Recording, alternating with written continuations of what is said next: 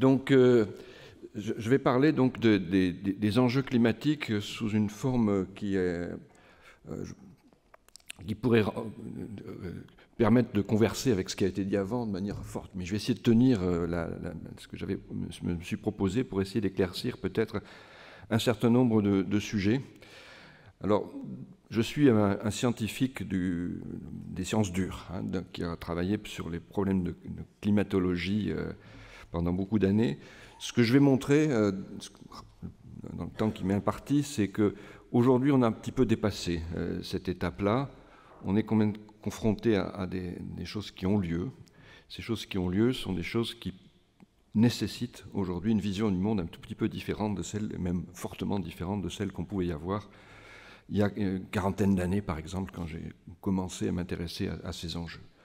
Voilà, c'est pour ça que j'ai intitulé cet exposé « Le climat, de nouveaux enjeux ». Et puis, vous avez aussi 3 logos, donc effectivement Sorbonne Université, l'école polytechnique me paye.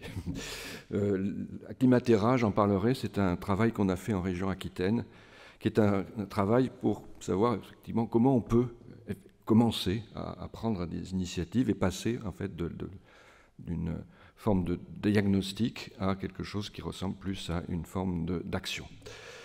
Voilà. Alors, je pense que c'est avec ça que je fais passer les slides. Je pense. Oui. Alors, je vais commencer par donner quelques outils qui me paraissent importants. D'abord, qu'est-ce que c'est que le climat pour nous? Je vais y aller le dire très vite, mais c'est quand même la manifestation d'un système extrêmement complexe. Quand on parle du climat, alors il y avait les Grecs ont été le premier, le mot climat est un mot grec, mais aujourd'hui, quand on regarde le système climatique, on regarde un système qui comprend des éléments extrêmement nombreux. Je ne vais pas prendre le temps, mais vous verrez ici qu'on a des fluides qui sont l'atmosphère, l'océan, on a le socle qui est sous les océans, dans certains cas, sous le monde dans lequel on vit. Et puis vous avez effectivement aussi le vivant. Le vivant est un élément majeur de ce qui peut se produire dans le système climatique. Donc là, ces sphères du système climatique, elles sont là depuis longtemps, on les connaît depuis longtemps. Ce qui se passe aujourd'hui, c'est une phase un petit peu différente, qui consiste à regarder le temps réel, le temps d'aujourd'hui, avec ce qu'il a d'un peu particulier par rapport à ce qu'on peut regarder et que je vais montrer ensuite. Donc,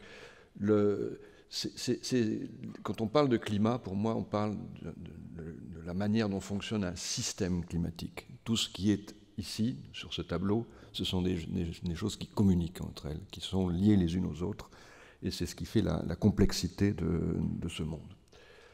Alors, quels sont les... je ne suis jamais à l'aise avec ces choses-là. Voilà. On a peut-être, je vais me limiter à 2 outils, qui sont des outils qui sont importants si on veut voir la capacité qu'on a eue à actuellement anticiper un certain nombre de choses. Et en fait, on n'a pas été capable d'anticiper beaucoup de choses. Vous avez le système réel, qui est un petit peu plus compliqué encore que celui que j'ai montré rapidement, qui est un système dans lequel on a à la fois un chauffage qui nous vient du Soleil. Ce chauffage qui vient du Soleil, il est à gauche sur ce diagramme, une partie qui se réfléchit et qui s'en va vers l'espace. Et puis comme on a un système qui chauffe, on doit avoir un système qui refroidit. Le système qui refroidit, c'est le système à droite, c'est celui qui fait fonctionner notre planète. Chauffage d'un côté, refroidissement de l'autre. Et ce refroidissement, bien, c'est celui qui fonctionne un petit peu moins bien maintenant, parce qu'on émet des gaz à effet de serre. Alors, c'est vrai que la fraction de ce qui intervient ici peut paraître très faible en termes de quantité d'énergie. Quand on a... je pense que la manière la plus simple peut-être de manifester, c'est de faire l'équivalence avec le corps humain. Corps humain, quand on a 1 degré de plus, ou 2 degrés de plus, ou 3 degrés de plus, on n'est pas facilement à l'aise. Donc les quantités très, très petites, ça existe aussi dans d'autres systèmes, qui sont des systèmes auxquels on est habitué. Et donc, on est aujourd'hui face à cet premier enjeu, et ça, c'est celui donc, qui nous vient du chauffage solaire et des combinaisons complexes qui mettent en jeu ce chauffage solaire. Donc là aussi, c'est quelque chose qu'on ne peut pas présenter en très peu de temps, mais il faut avoir conscience du fait que c'est tout ce système de mécanique assez approfondi qui est nécessaire si on veut comprendre un petit peu ce qui se passe. Alors, donc là je suis... Voilà, alors il y a un autre élément qui est très important, c'est celui qui est la... Alors, je ne voulais pas montrer cela, mais juste avant... Bon, donc c'est celui qui est lié à la problématique du temps. Et je reviendrai ensuite un petit peu sur les aspects d'outils et de physique, là aussi très rapidement. Vous avez ici sur le diagramme que vous voyez là, quelque chose qui nous donne une temporalité qui était très importante. Parce que, donc, si vous regardez ici, ce sont des durées temporelles qui sont des durées qui sont sur donc, des millions d'années. Des milliers d'années, pardon, et qui vous montrent une période de temps qui est celle qui ont été... c'est les périodes de temps où on avait des humains déjà à cette époque. Nous, on est ici, on est sur cette période-là. Ce que l'on cherche à défendre, ce que l'on cherche à regarder, c'est ce qui se produit dans cette période-là. Alors on a c'est des choses qui ont été faites à partir de forages dans les glaciers de l'Amérique du Nord ici, glacier du Sud en bas. Vous pouvez voir que c'est assez différent, vous pouvez voir que c'est des choses qui bougent beaucoup. Et puis on a cette stabilité extraordinaire qui est la stabilité des 2 millions d'années à peu près, hein, quelque chose qui est très extrêmement marquant. Et c'est cela qui fait qui est le partie de ce problème que l'on cherche à préserver. On cherche à préserver ce domaine dans lequel on vit bien, et qui est en train de bouger de manière extrêmement rapide et extrêmement forte. Alors, si on essaie de regarder un petit peu plus loin, comment est-ce qu'on utilise cela, comment est-ce que l'on développe cela? Bon, on a des outils qui sont des outils qui permettent d'anticiper beaucoup de choses. Donc un modèle climatique, ce sera le dernier slide, c'est un petit peu technique que j'utiliserai, tel qu'on le voit ici, c'est le travail d'une centaine de personnes à peu près pendant une trentaine d'années pour fabriquer une planète Terre qui ressemble à la planète dans laquelle on vit, mais qui est une planète un petit peu artificielle, que l'on fabrique à partir des équations. Les équations, ce n'est pas des choses magiques, c'est simplement le fait qu'on a des systèmes que l'on comprend dans la systémique est comprise, de l'ordre de même que quand on lâche sa main avec un petit bâton autour et qu'il tombe, ben on sait qu'il y a une physique qui est derrière.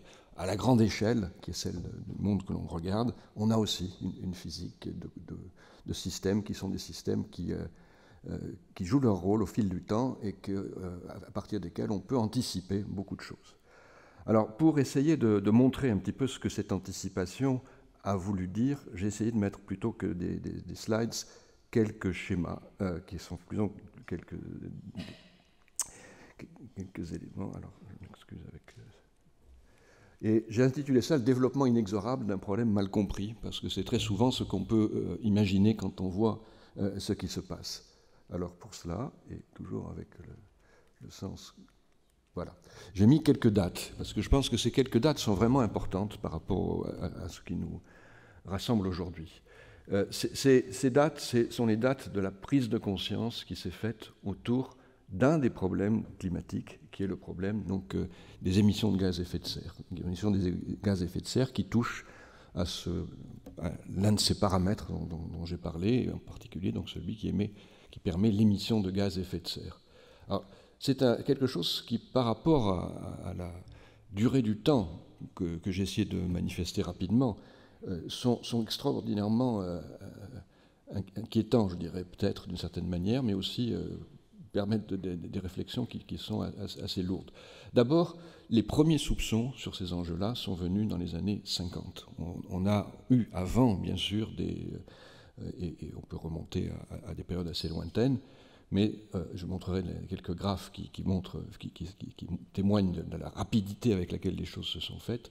C'est dans les années 50 qu'on commence à avoir un soupçon sur le fait qu'on met les gaz à effet de serre, ils vont se stocker dans l'atmosphère. Et à cette époque, on était surtout engagé sur une vision de ce qu'étaient les problèmes climatiques, qui étaient associés à la démographie, qui étaient associés au fait qu'il fallait savoir si on était capable de nourrir une grande partie de la population. Ce sont des enjeux qui restent toujours, et qui se superposent, mais avec quelquefois une petite nuance de bataille un peu entre ces observations, entre ces visions, qui restent les enjeux majeurs qui sont les nôtres.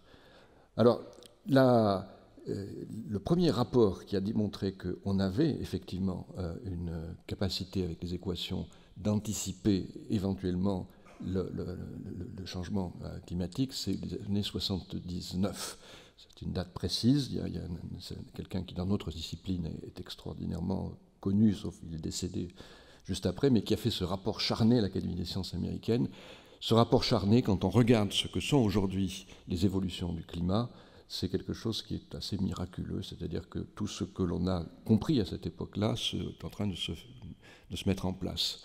Et ça n'a pas été quelque chose qui a été immédiatement reconnu.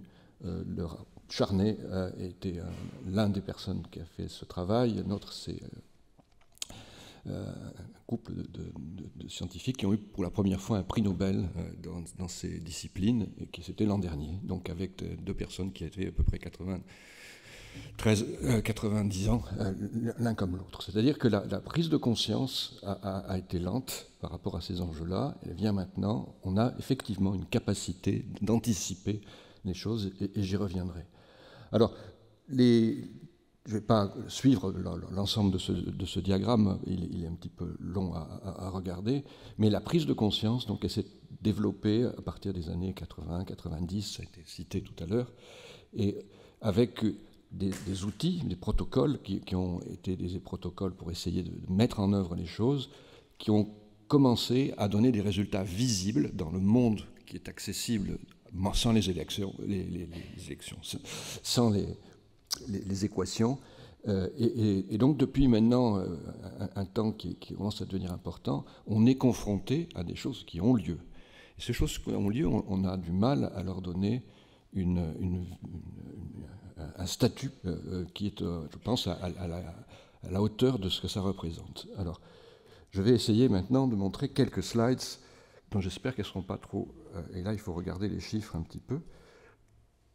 Alors, voilà, ça c'est une slide que j'aime bien montrer. Alors, c'est quelque chose qui a été fait entre les années 60 et les années juste avant le Covid. Je me suis arrêté avant le Covid parce que ce qui se passe après le Covid, c'est plus compliqué. Il y a eu des recherches. Ce que vous voyez, c'est les émissions de gaz à effet de serre, celles qui provoquent un effet.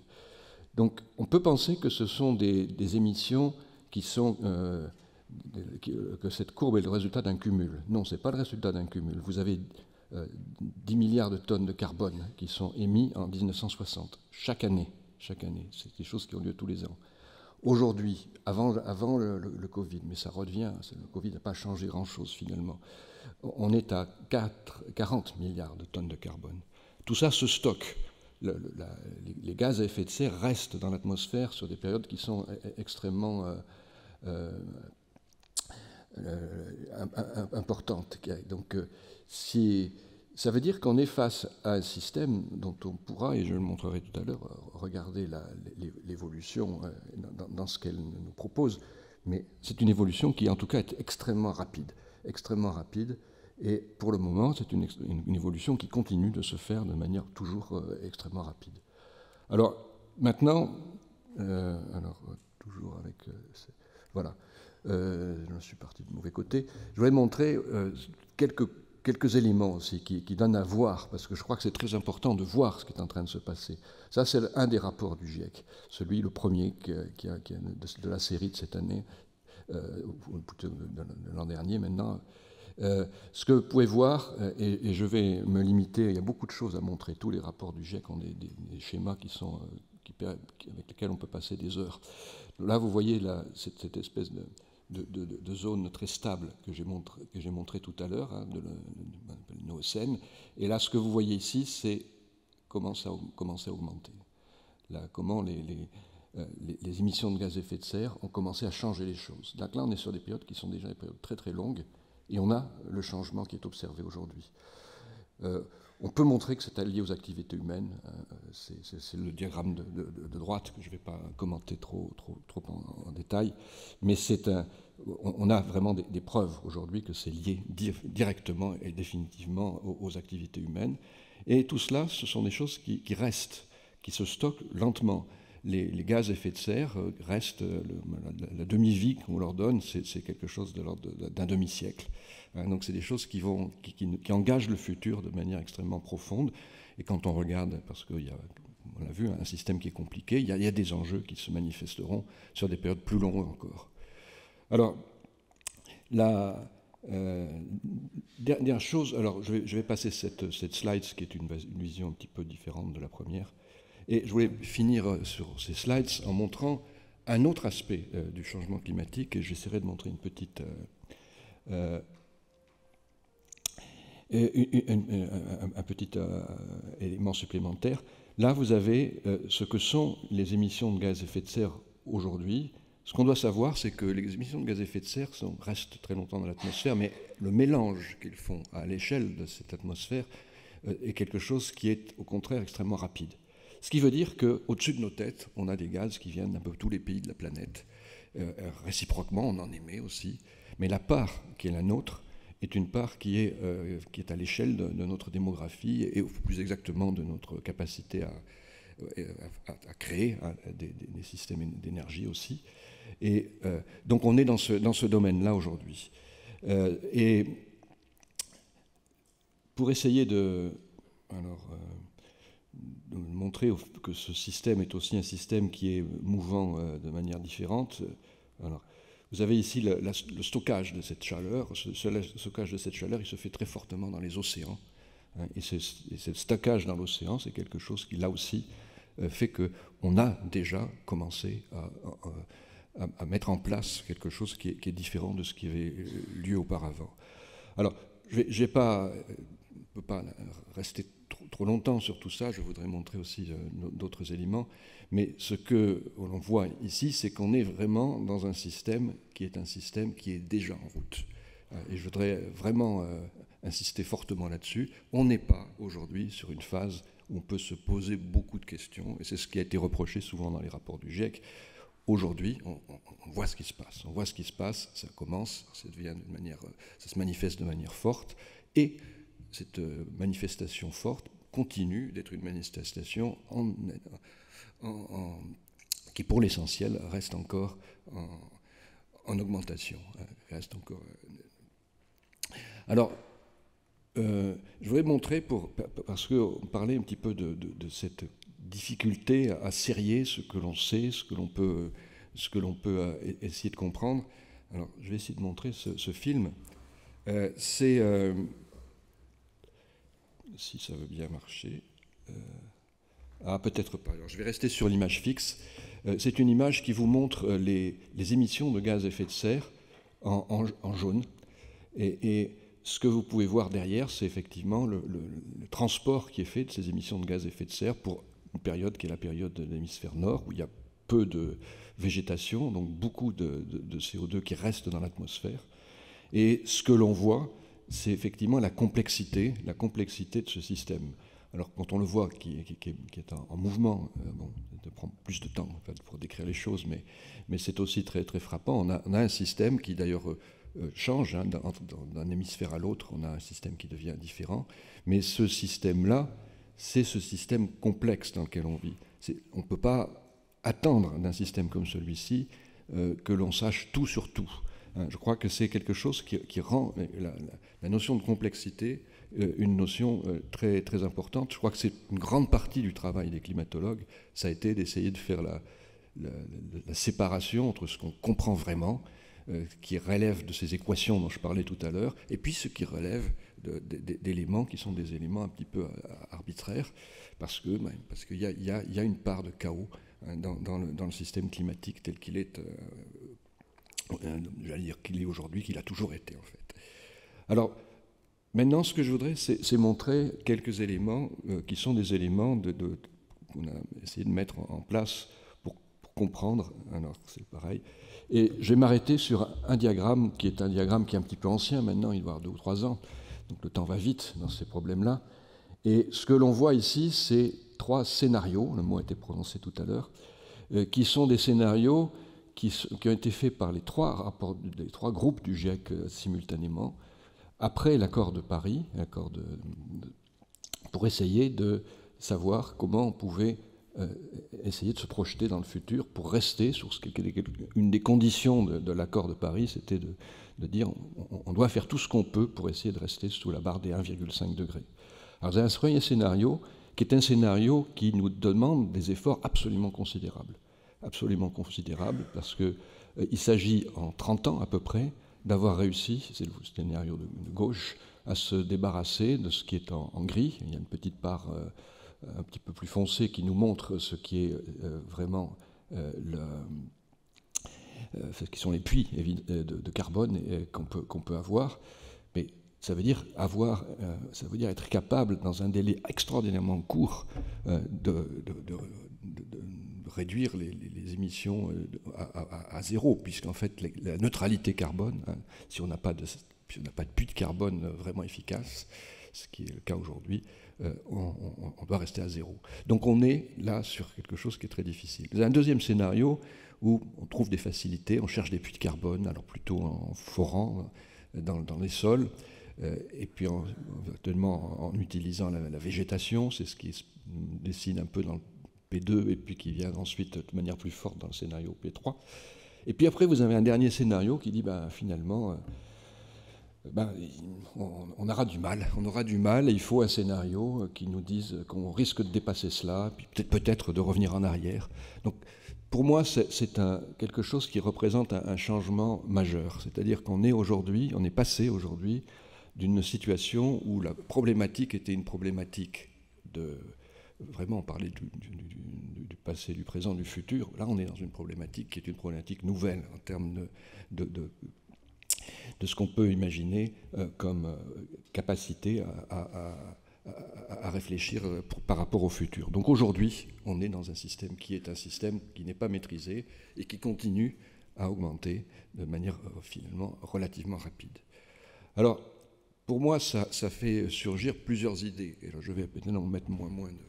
La première, c'est que d'abord, on a beaucoup considéré que c'était quelque chose, tout ce qui se produit aujourd'hui, qui était avec un peu de bonne volonté, finalement, on y arriverait. Et que cette idée, voilà, on va y arriver, c'est quelque chose qui s'est imposé au point de dire qu'il y a des éléments qui n'étaient pas nécessaires. Par exemple, s'adapter au changement climatique. C'était vu comme quelque chose, comme une vision un petit peu de personnes craintives qui veulent pas se mettre à l'échelle en fait des enjeux. Bon, la réalité aujourd'hui, c'est que quand on regarde ce qui se passe sur un pays comme le nôtre, on a un changement de climat qui est déjà perceptible. On n'a pas les outils pour le rendre perceptible de manière forte. Et la problématique première qui vient à l'esprit, c'est quand même de se dire qu'on doit être en capacité on vit sur des pays qui sont les nôtres, protéger ces pays-là. On doit protéger tout ce qu'on peut protéger. Alors il n'y a rien qui oppose cette protection par rapport à un changement qui a lieu plus vite qu'on ne le pensait, et puis la notion d'atténuation. Sauf qu'il faut les faire fonctionner ensemble si on veut qu'elles ont le rôle qu'on voudrait leur donner. Alors, je vais passer ce diagramme qui est un petit peu complexe à analyser, je m'excuse. Il y a beaucoup de conséquences qui sont là aussi, très claires. Alors, je pense que je vais passer très vite parce que je pense que je n'ai pas mesuré mon temps exactement, je ne sais pas combien. Et donc, je vais tout ce qui est conséquences, on parle du changement climatique avec le dérèglement climatique, bon, c'est des choses qui aujourd'hui sont très claires, sont très manifestes. Bon, je vais les passer pour essayer de dire un mot justement plus fort sur ce qu'est la problématique de ce qu'on peut faire de manière cette fois positive et non pas en se laissant en se laissant entraîner par des choses qui sont malheureusement très difficiles à empêcher. Vous avez ici en blanc ce qui reste maintenant chaque année de la calotte,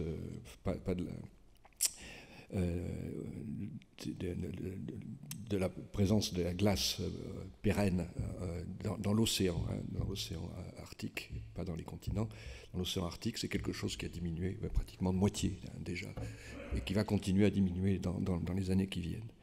Donc je ne vais pas insister trop là-dessus. On a aussi tout le relèvement du niveau de la mer qui touche à peu près tout le monde sur la planète, qui est quelque chose qui se manifeste un petit peu plus lentement, mais de manière extrêmement têtue, je dirais.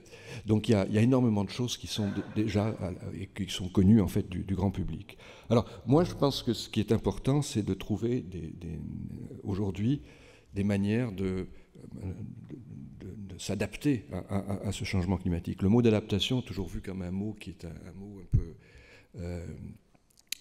de retraite, on va s'adapter. Mais je pense que c'est au contraire quelque chose dont on a un besoin aujourd'hui qui est absolument essentiel.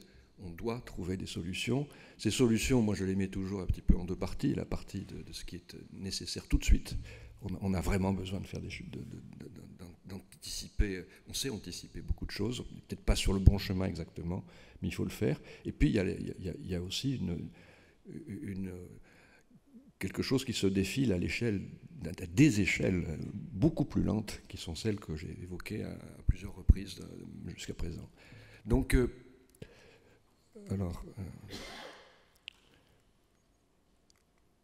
voilà. Alors, pour cela, moi, j'ai travaillé pendant presque une dizaine, quinzaine d'années en région Aquitaine. Alors, l'Aquitaine, c'est ma région d'origine. Et j'étais un petit peu on m'a proposé de faire un travail sur ce que pourrait être le changement climatique en Aquitaine dans les années qui viennent. Alors, je ne vais pas parler de l'Aquitaine en tant que telle, donc je ne vais pas revenir là-dessus trop en détail, mais je voudrais montrer qu'il y a des aspects systémiques aujourd'hui qui sont aussi des lieux qui permettent d'abord d'impliquer les gens et ensuite d'avoir des perspectives par rapport au changement climatique qui sont des perspectives qui sont ouvertes et ouvertes à décisions et à décisions multiples. Alors, je vais essayer de le dire en peu de mots, mais quand même, c'est ce qu'on a fait, et c'est le résultat d'un travail qui est collectif, qui est alors c'est pareil, je vais essayer de... Et première chose, ce qui nous a surpris, c'est que le changement régional, c'est quelque chose qui est très systémique. Quand on regarde comment ça se développe avec des liens entre des composantes du climat qui sont très différentes les unes des autres, mais qui sont absolument liées les unes aux autres. Donc je ne peux pas regarder ça trop en détail non plus, mais ce que vous voyez, c'est que quand vous regardez ce qui se passe sur... Alors ça, c'est l'ancienne Aquitaine. Il n'y a pas tout. Mais on a essayé de faire un petit schéma qui vous montrait tout ce qu'il y avait, tout ce qui fonctionne de manière liée les unes aux autres. Ça, c'est le fait régional. Le fait régional, c'est quelque chose qui est complexe. Et ce n'est pas quelque chose qu'on peut analyser avec les mêmes équations exactement que ce qu'on fait avec les modèles de très grande échelle, qui sont ceux de la météo, qui sont ceux de... On est confronté là à un besoin de développer des méthodes pour comprendre ce qui se passe sur cette échelle régionale. Et cette échelle régionale, elle nous offre des possibilités qui sont importantes. Alors, j'ai mis ça sur quelques slides juste pour l'adaptation. Ça concerne des changements qui sont, je pense, inévitables aujourd'hui. Et elle est nécessairement liée à l'atténuation. C'est-à-dire qu'on doit avoir ce double bénéfice entre ce que nous apporte le climat à grande échelle. Le climat à grande échelle, on n'en est pas maître fortement. Si jamais, j'entends beaucoup des gens qui disent qu'il faudrait une gouvernance mondiale. Gouvernance mondiale, elle serait certainement chinoise ou américaine. Donc il faudrait faire attention, en tout cas elle le serait peut-être. Donc il faut faire un petit peu attention. Aujourd'hui, on a aussi un espace qui est le nôtre, qui est celui de là où on vit. Et je pense qu'il faut lui donner la place qu'aujourd'hui il n'a pas. Je donnerai quelques exemples rapides ensuite. Ça ne peut pas se faire avec la science dure seulement. Je crois que c'est vraiment important de voir que tout ce qu'on a pu faire en Aquitaine consistait à aller voir les gens, discuter avec les gens, à voir ce qui pouvait se faire. Il y a eu un travail qui a été important. Alors, il y a 400 chercheurs à un moment donné qui ont travaillé ensemble sur ces enjeux-là pour essayer de voir comment on pouvait mettre en place différents types de projets. C'est pas tout à fait facile à maintenir dans la durée parce qu'il n'y a pas non plus de financement très, très fort sur ces enjeux-là. Mais c'est quelque chose qui joue, je pense, qui peut jouer un rôle important. Il y a d'autres éléments que celui-ci qui peuvent jouer un rôle important. Mais je crois qu'on a en fait un petit peu partout sur le territoire national maintenant des possibilités d'action qui sont réelles. Et qu'il faut pas, il faut vraiment les mettre en œuvre rapidement. Et comme je l'ai dit, il y a ces deux échéances pour moi, celle de ce qu'on peut faire, qu'on peut déjà faire vite, et puis ce qu'on doit aussi anticiper par des problèmes d'ingénierie, par des choses qui vont venir plus tard, mais qui ne sont pas là pour le moment. Alors, les chapitres qu'on avait mis, on a fait deux gros rapports, hein, qui ne sont pas les rapports du GIEC, mais c'est un petit peu inspiré, mais avec vous voyez, je laisse juste voir, scanner un petit peu les têtes de chapitres. C'est des têtes de chapitres qui sont toutes multidisciplinaires, hein, qui vont jusqu'à des problèmes de gouvernance. Et c'est là, au travers de ça qu'on a essayé de regarder comment ça pouvait fonctionner. Alors, je vais sauter maintenant, pour essayer de garder mon temps, je vais essayer de sauter une partie de ce qui est typiquement aquitain. Vous n'avez pas besoin de ça nécessairement. Mais par contre, je voulais faire quelques remarques un petit peu génériques pour finir. Et je les ai mises sur une seule slide, qui est celle-ci. Qu'est-ce qu'on doit faire aujourd'hui ? Je pense qu'il y a plusieurs éléments qui sont vraiment importants, vus de la perspective d'un climatologue comme moi. D'abord, c'est dans ce qui a été déjà souligné, le fait qu'il y a une difficulté à comprendre ce que sont ces enjeux-là, la notion de médiation, d'éducation, d'écoute. Alors l'écoute, ça veut dire quelque chose de réciproque, parce que quand on se promène effectivement dans les différentes régions, parce que moi je suis parisien, je l'ai fait moins que d'autres, mais on est effectivement confronté à des gens qui savent beaucoup et qu'on doit s'abriter derrière cela. La deuxième chose, c'est qu'on doit faire un suivi actif. Aujourd'hui, on n'a pas la recherche qu'il faut pour essayer de suivre ce qui se passe de manière claire dans l'environnement régional, comme on commence à savoir le faire à l'échelle plus grande, tout simplement parce qu'on n'a pas donné à ce futur qu'on commence quand même à connaître, qui est plus tout à fait un futur, le rôle qu'il devrait être. Je pense que ce suivi actif est nécessaire, il demande des recherches scientifiques qui ne sont pas là aujourd'hui.